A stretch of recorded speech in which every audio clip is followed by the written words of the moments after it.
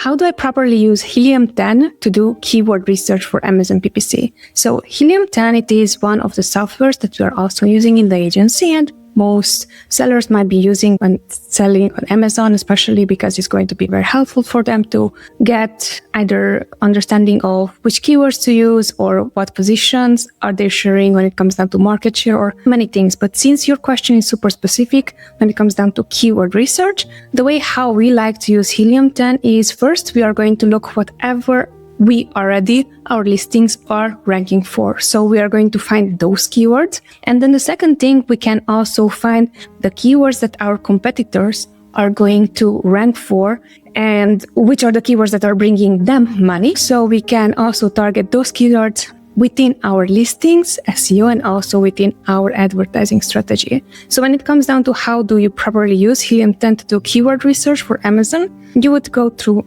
those two routes. So first off, you would see your listing, which are the keywords that right now you're showing up on, let's say, half top of the first page of Amazon that you're not already added into your listings that maybe have high search volume and are highly relevant to your product. And which are those keywords that you can also not only add within the listing, but also advertise for, right? So that is for your own listings. Now, when it comes down to competitors, you would do very similar approach, but here what you're looking into, you would take your 5 to 10 top competitors and make sure that you're going to go through and see whatever are the keywords that they are ranking for that are bringing them revenue, basically, and then how could you reverse engineer whatever they are doing. Now, very importantly, when it comes down to the strategy, first we like to implement whatever is missing from our own listing, because what we noticed is that, well, it's great to know what competitors are doing. Most of the time, you might be even neglecting whatever already works well for you,